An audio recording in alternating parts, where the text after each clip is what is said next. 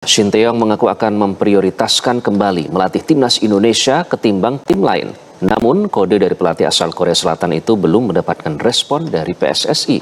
Tadi saya udah jawab bahwa yang namanya Coach Shin Tae-yong sudah menjadi bagian masa lalu. Tapi apa yang telah diberikan Coach Shin Tae-yong kita apresiasi. Apa yang kekurangannya kita pelajari. Makanya kita mencari yang namanya pelatih bisa nggak lebih baik daripada sebelumnya. Kita nggak bisa menutup mata apakah Coach Shin Tae-yong tidak sukses.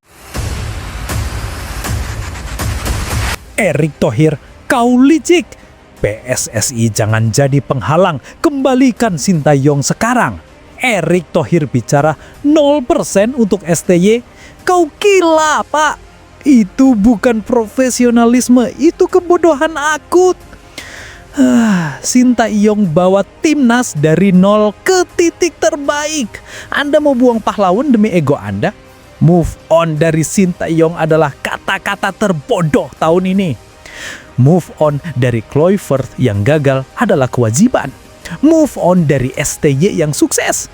Itu namanya mengkhianati fakta. Kami tidak butuh pelatih baru yang coba-coba. Kami cuma butuh kontinuitas dari Shin Tae-yong. Jangan rusak tim yang sudah jadi. PSSI tidak ada hati. Shin Tae-yong sudah bilang, hati saya condong ke Indonesia. Ini deklarasi loyalitas. Balasan PSSI. Hei Shin Tae-yong, mau lo apa lagi? Lu kan masa lalu. Anda anggap timnas ini apa, ha? Mainan? Wahai Erick Thohir, jika Anda gagal melihat bahwa Shin Tae-yong adalah jawaban satu-satunya, maka Anda tidak pantas pimpin PSSI. Jangan bersembunyi di balik kata proses dan birtek. Rakyat sudah tahu siapa yang terbaik. Jangan hambat kemajuan kami. Panggil STY sekarang, penuhi syaratnya. Pilihanmu menentukan nasib sepak bola Indonesia, Pak. Rakyat lebih memilih STY daripada ego dan jabatanmu. Tamat sudah kesabaran. Logika move on Erick Thohir itu sampah, gagal total. Kembalikan Shin Tae-yong atau jabatannya terancam hanyut ditelan amarah supporter. Puncak tuntutan publik, kembalikan Shin Tae-yong atau Erick Thohir mundur. Kepada seluruh rakyat Indonesia, khususnya para patriot sepak bola yang hatinya telah terkoyak oleh keputusan tak berakal sehat PSSI. Gelombang amarah ini bukan lagi sekadar riak-riak kekecewaan, melainkan tsunami kemarahan yang akan melibas habis segala bentuk keangkuhan di tubuh PSSI. Ketua Umum PSSI, Bapak Erick Thohir, baru saja mengumumkan sebuah dekret yang kami anggap sebagai pengkhianatan terbesar terhadap masa depan timnas Indonesia. Menyatakan Shin Tae-yong sebagai masa lalu dan menegaskan peluang kembalinya ke skuad Garuda adalah 0%. Apa yang sedang Anda pikirkan, Tuan Thohir? Apakah Anda baru saja mendarat dari planet antah berantah dan tidak melihat bagaimana STY telah menjelma menjadi nyawa bagi timnas Indonesia? Anda bicara move on setelah memecat Patrick Kluivert yang gagal total, tapi Anda menyamaratakan kegagalan dengan sejarah emas yang diukir Shin Tae-yong. Perbandingan macam apa ini? Ini bukan move on, ini namanya bunuh diri kolektif. Shin Tae-yong tidak hanya melatih, dia merevolusi. Dia datang saat timnas di titik nadir. Dan dia pergi setelah menalamkan disiplin baja, memunculkan talenta-talenta muda yang fantastis, dan membawa kita ke pentas Asia. Sesuatu yang selama ini hanya bisa kita impikan.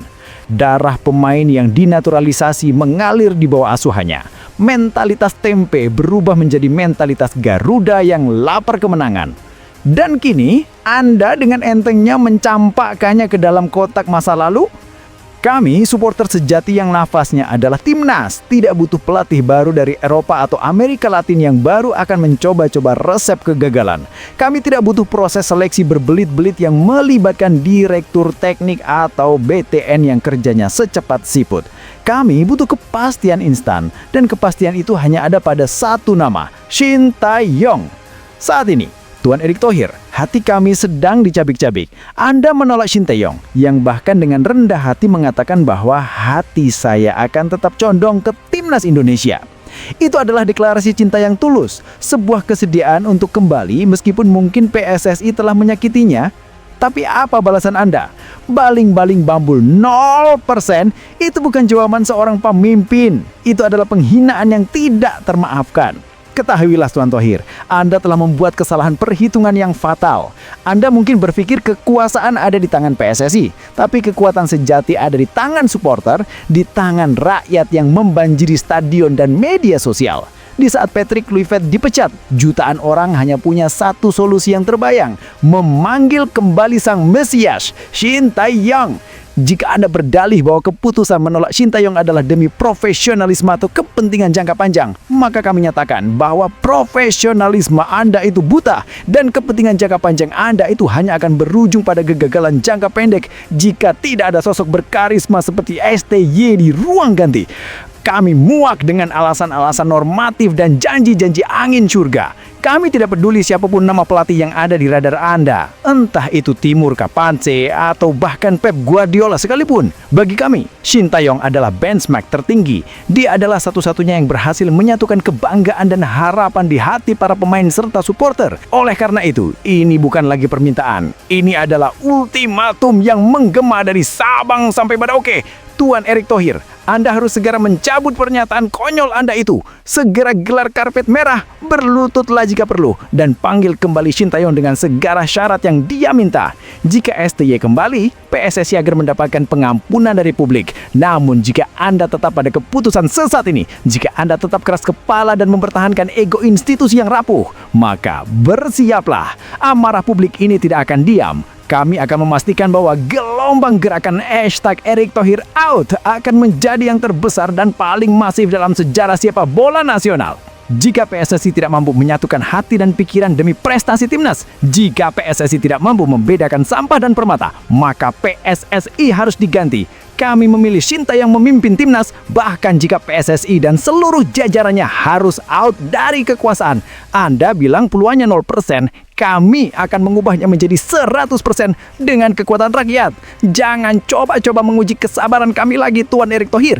Waktu Anda sangat sempit. Kembalikan Shin Tae-yong sekarang atau rasakan kehancuran total PSSI.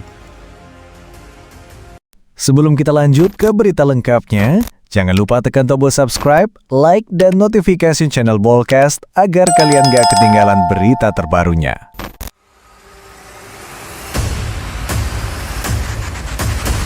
Pastur bilang target Pildun 2026 tak logis.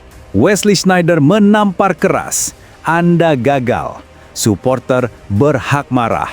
Diamlah dan terima nasibmu. Seluruh Nusantara, dengarkan pekik kebenaran ini. Di tengah badai amarah yang melanda PSSI pasca pemecatan gerbong kepelatihan Belanda, sebuah pemecatan yang kita semua tahu sudah seharusnya terjadi, tiba-tiba muncul suara menggelegar dari pentas sepak bola global. Bukan suara biasa, melainkan Wesley Sneijder, sang jenderal lapangan tengah legenda Inter Milan dan Belanda, yang kini turun sebagai malaikat pembela bagi supporter timnas Indonesia.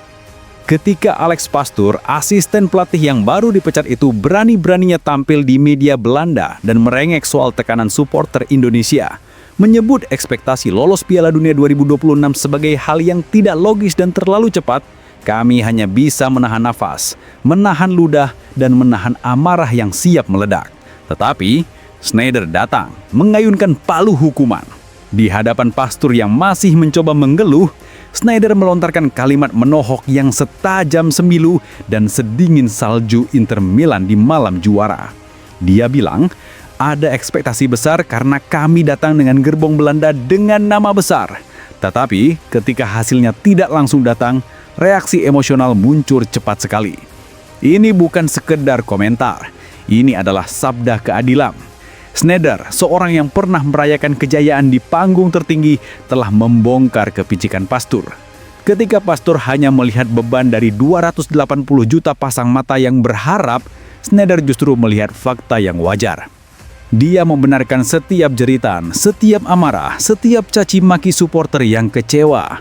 Kenapa? Karena legend ini tahu betul, Anda datang dengan nama besar, tapi pulang dengan kegagalan memalukan.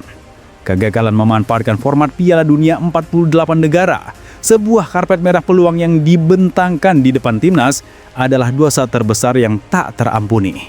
Ketika Pastur ngeles bahwa target itu tak logis, Sneijder menyambar, peluang lebih besar. Kegagalan memanfaatkan peluang ini pantas berujung konsekuensi besar. Dengar baik-baik, wahai gerbong Belanda yang baru dipecah.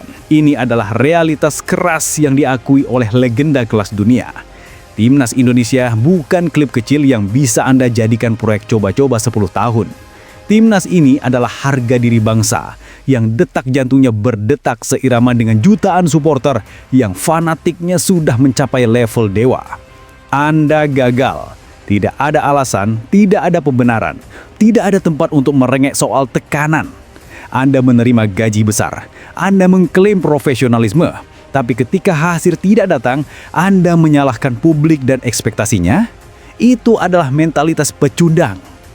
Sneijder sudah membela kami, siapa kau berani melawannya? PSSI di bawah Erick Thohir meskipun sedang kami desak karena isu STY, kali ini harus diberi nilai mutlak A+ atas keputusan memecat gerbong Belanda ini. Pemecatan ini adalah langkah yang dijustifikasi tidak hanya oleh moral supporter, tapi kini dibenarkan oleh otoritas sepak bola global sekelas Wesley Sneijder. Membela Sneijder ini adalah tamparan keras ke wajah Pastur yang cenggeng. Ini adalah validasi bahwa supporter Indonesia tidak berlebihan. Mereka hanya menuntut apa yang dijanjikan, dan kegagalan harus dibayar tuntas. Pesan Sneijder sangat jelas, terima nasibmu Alex Pastur. Di Indonesia tidak ada tempat bagi orang yang merengek soal tekanan, apalagi jika datang dengan tangan hampa. Kami para supporter kini berdiri tegak, didukung oleh suara emas Wesley Sneijder. Kami adalah pijak yang benar. Kini PSSI tidak punya alasan lagi untuk ragu mengambil keputusan drastis demi prestasi. Pelajaran dari Pastur sudah jelas, hanya pelatih yang kuat mental dan teruji yang mampu mengubah tekanan menjadi api yang layak memimpin Garuda. Siapapun pelatih baru yang datang, termasuk jika nanti adalah Shin Tae-yong yang kami perjuangkan mati-matian, harus siap menghadapi badai ekspektasi yang telah disahkan oleh Sneijder sendiri. Jangan ada lagi alasan klasik gagal, karena dunia sudah tahu Indonesia berhak mendapatkan yang terbaik.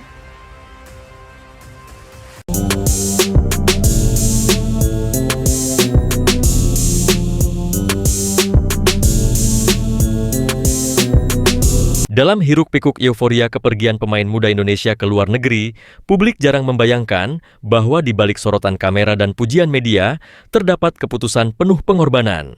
Marcelino Ferdinand, gelandang muda andalan Timnas Indonesia, adalah potret nyata dari dedikasi tanpa pamrih itu. Bergabung dengan klub kasta kedua Inggris, Oxford United, Marcelino bukan hanya membawa ambisi pribadi, ia memikul harapan jutaan pecinta sepak bola tanah air. Namun siapa sangka, di balik langkah besarnya ke Eropa, gaji Marcelino justru menjadi salah satu yang terendah di skuad utama Oxford United.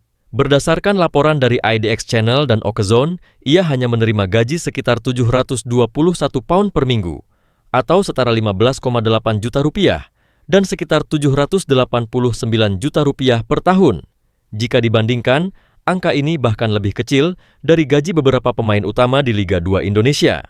Belum lagi bintang-bintang Liga 1 yang bisa meraup lebih dari 2 hingga 3 miliar per musim. Tentu, fakta ini membuat banyak orang terkejut. Bukankah bermain di Eropa semestinya identik dengan pendapatan yang tinggi? Namun, jika menilik lebih dalam, keputusan Marcelino justru mencerminkan keberanian dan komitmen luar biasa. Ia memilih jalan berliku yang mungkin tak menggiurkan secara finansial di awal, tapi menyimpan potensi besar untuk masa depan. Ia tahu bahwa hanya dengan menembus iklim sepak bola yang lebih keras dan kompetitif, dirinya bisa tumbuh menjadi pemain kelas dunia. Dan spekulasi mulai mencuat di kalangan pengamat. Mungkinkah Marcelino rela dibayar lebih rendah demi misi besar lainnya? Mungkin inilah bentuk kesadaran bahwa perjuangannya bukan hanya soal karier pribadi, tetapi juga untuk membawa terbang tinggi Timnas Indonesia di panggung Asia dan dunia. Dengan bermain di Eropa, ia bisa membawa pulang bukan hanya pengalaman, tetapi juga mentalitas juara, sesuatu yang amat dibutuhkan Garuda Muda ke depan. Marcelino bukan hanya menempuh jalan yang lebih sulit, tapi juga menolak godaan instan. Ia memilih misi jangka panjang, dan di balik gaji yang rendah, itulah tersimpan nilai yang tinggi. Semangat juang, nasionalisme, dan cita-cita untuk mengangkat harga diri sepak bola Indonesia ke level yang lebih tinggi. Kejutan datang dari klub asal Spanyol, Cadiz CF, yang kini bermain di kasta kedua La Liga, Segunda División. Dalam unggahan Instagram resmi mereka, Cadiz mengajak warganet Indonesia untuk memilih satu pemain Indonesia yang pantas direkrut ke klub tersebut. Tak hanya itu, mereka menyapa publik Nusantara dengan sapaan bahasa Indonesia yang menggelitik, seolah benar-benar ingin menjalin kedekatan. Kalau kamu bisa merekrut satu pemain Indonesia untuk Cadiz CF, siapa yang akan kamu pilih? Ajakan ini bukan sekadar iseng. Postingan tersebut langsung viral dan diserbu oleh ribuan komentar dari netizen Indonesia.